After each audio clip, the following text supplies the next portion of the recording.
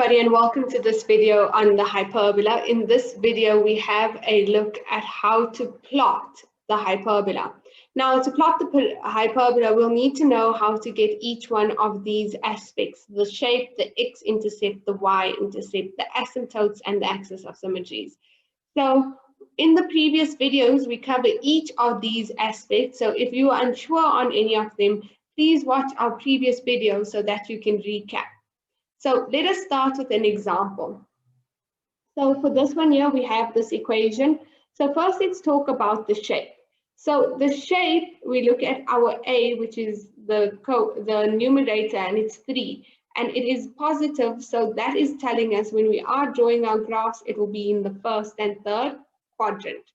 Okay, the next thing I would like to look at are our asymptotes.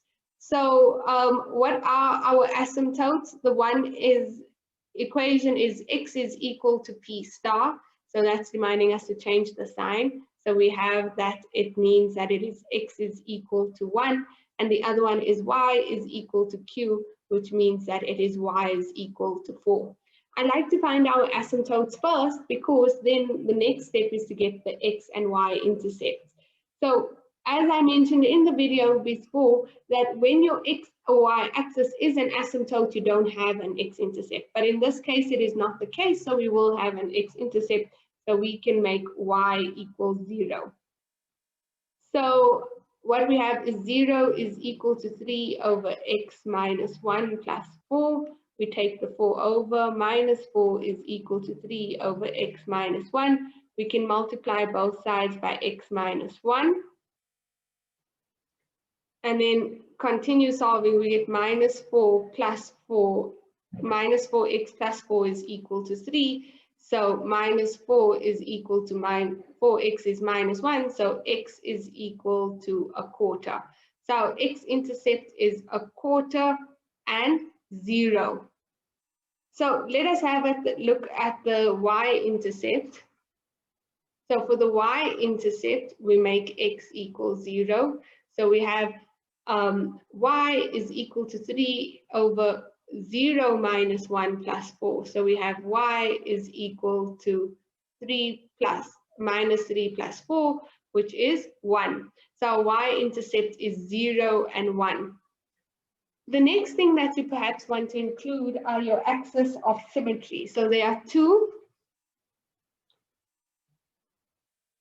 So how do we get our axis of symmetry? We substitute the intersection of our asymptotes, so 1 and 4, into y is equal to x plus c, and this here is to get the positive one. So we have 4 is equal to 1 plus c, so here we have c is equal to 3. So this gives us that y is equal to x plus 3. That's the positive one. To get the negative, we substitute the same coordinate into y is equal to negative x plus c. So 4 is equal to negative 1 plus c, so c is 5. So this one here, y is equal to negative x plus 5. So now what we can do is we can plot our hyperbola. So I'm going to start with the x-axis.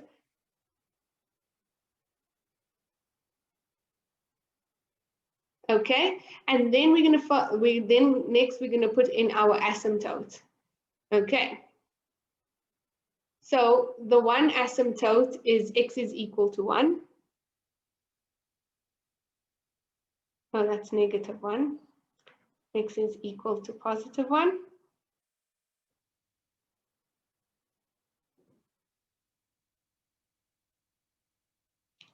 And the other, so this here is x is equal to 1, and the next one is y is equal to 4.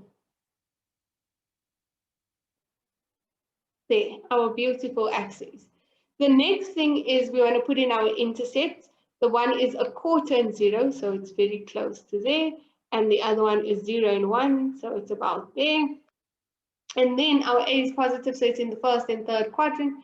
So then in the first quadrant, we draw our line.